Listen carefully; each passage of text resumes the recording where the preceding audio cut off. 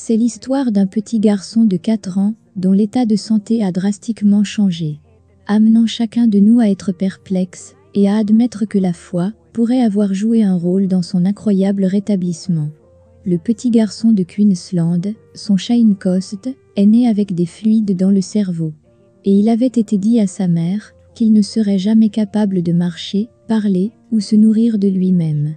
Le pasteur de International Evangelical Faith a imposé les mains au garçon, et très peu de temps après, je laisse Aaron Edouard vous conduire dans cette belle histoire. De là à ceci,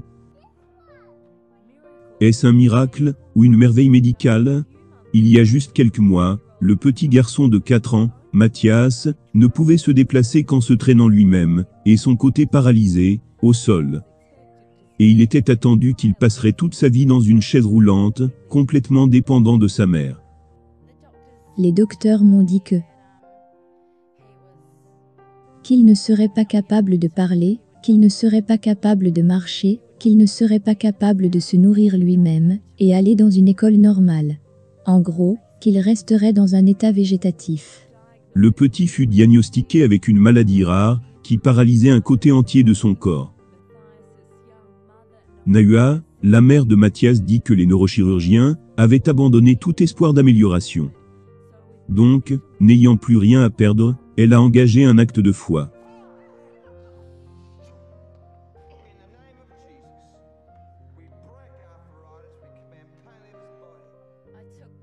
J'ai amené Mathias dans une prière de guérison. Jean a imposé les mains à Mathias, et 2 semaines plus tard, il a commencé à se tenir debout par lui-même. Il a commencé à marcher par lui-même. Nahua, qui est une chrétienne née de nouveau, de son Shane Coast, croit que ce magnifique rétablissement est en partie dû au ministère de Jean. Un pasteur d'un ministère itinérant de miracles et guérisons, qui affirme que par le pouvoir de Dieu, il peut guérir toute personne, ce que Nahua croit qu'il a fait pour son fils. C'est définitivement un miracle venant de Dieu. Jean dit que les miracles ne sont pas son œuvre, mais du pouvoir d'en haut. La Bible dit, « Vous imposerez les mains aux malades au nom de Jésus, et Jésus les guérira. » Et c'est exactement ce qui s'est passé aussi pour ce sceptique de 45 ans, Richard Testa, qui pensait que cela n'allait jamais lui arriver. Oui, j'étais sceptique quand je m'y suis rendu. Richard souffrait d'une sarcoïdose pulmonaire qui avait anéanti son système nerveux et l'a maintenu dans une chaise roulante pendant presque 10 ans. Mais dès que Jean a prié pour lui, il s'est tenu sur ses jambes. Je pensais que les gens étaient payés, soudoyés, pour marcher et pour rendre témoignage. Mais quand je l'ai expérimenté moi-même, c'est devenu une autre histoire. Le docteur de Richard, qui a refusé d'apparaître devant les caméras, nous a dit aujourd'hui que ce changement est remarquable. Et admet qu'elle ne peut pas expliquer comment cela s'est produit. Mon corps a totalement commencé à trembler.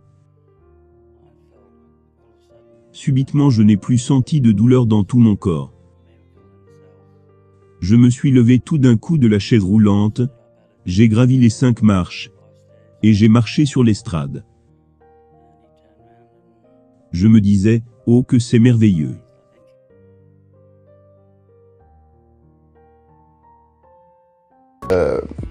Vous sentez un soutien, vous sentez que votre vie n'est pas une vie normale. Vous sentez que vous êtes porté. C'est gratuit. Il ne vous demande rien. Il vous demande juste d'ouvrir votre cœur et d'oser croire en lui.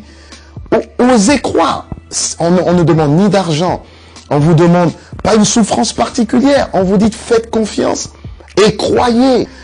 Essayez. Vous n'avez rien à perdre. Essayez. J'ai essayé. Ça fait plus de 20 ans que je suis dedans.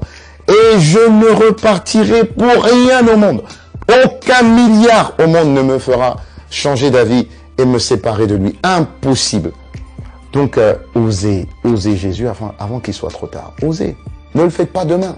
Faites-le maintenant. Et quand la fin de votre vie arrivera, parce qu'elle arrivera pour tout le monde, pour moi et pour les personnes qui me regardent, ou même pour les personnes qui sont derrière cette caméra, au moins vous serez sûr que vous partez avec celui qui vous a donné une nouvelle vie. Cette vie peut commencer maintenant, dès que vous l'acceptez, et cette vie continuera après que la mort soit venue. La mort n'est qu'un passage pour une autre vie beaucoup plus belle. Mais vous avez la possibilité d'oser cette nouvelle vie maintenant, tout de suite. Faites-le maintenant, tout de suite. N'attendez pas demain, ni après-demain. Faites-le maintenant, tout de suite. Prenez 1 minute et faites-le. Je vous en prie, vous ne serez pas déçus. Après avoir écouté ce message, si vous avez décidé de donner votre vie au Seigneur Jésus-Christ, faites cette prière avec l'homme de Dieu. Mon Dieu, je viens devant toi, tel que je suis. Je confesse Jésus-Christ comme mon Sauveur et mon Seigneur.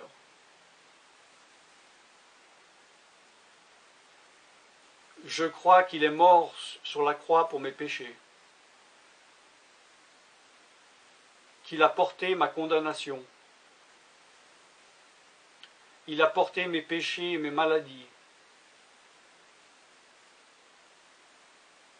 que Jésus-Christ est le Roi des rois et le Seigneur des seigneurs, qu'il est le Fils de Dieu, qu'il est maintenant ressuscité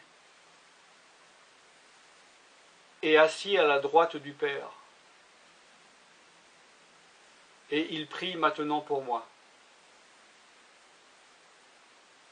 Je me suis détourné de mes péchés et je veux obéir à ta parole.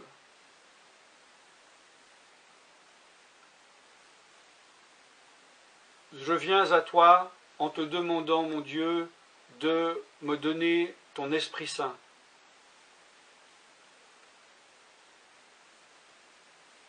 Remplis-moi de ton Esprit, afin que tu ne sois plus à l'extérieur de moi, mais que tu viennes habiter en moi.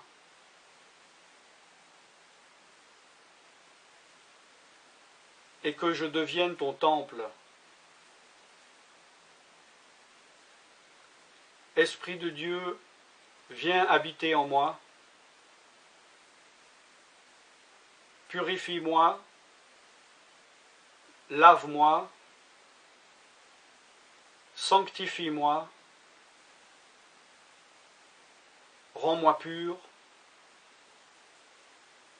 transforme-moi à l'image de Dieu.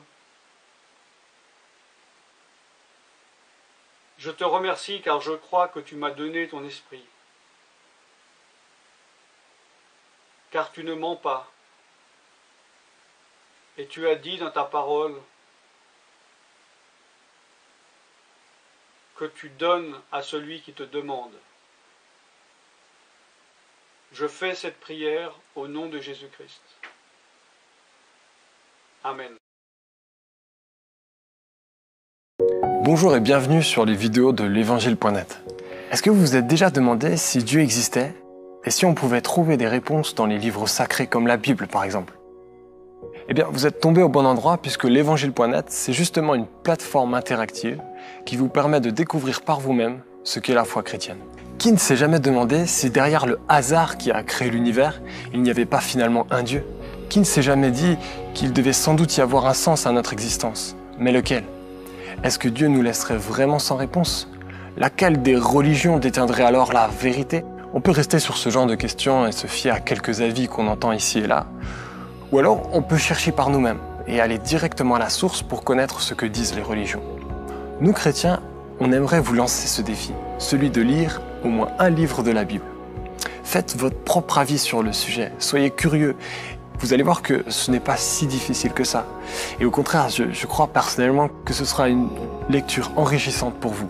Peu importe ce en quoi vous croyez, si vous êtes athée, agnostique, si vous êtes croyant d'une certaine religion, ou plutôt neutre sur la question de la foi.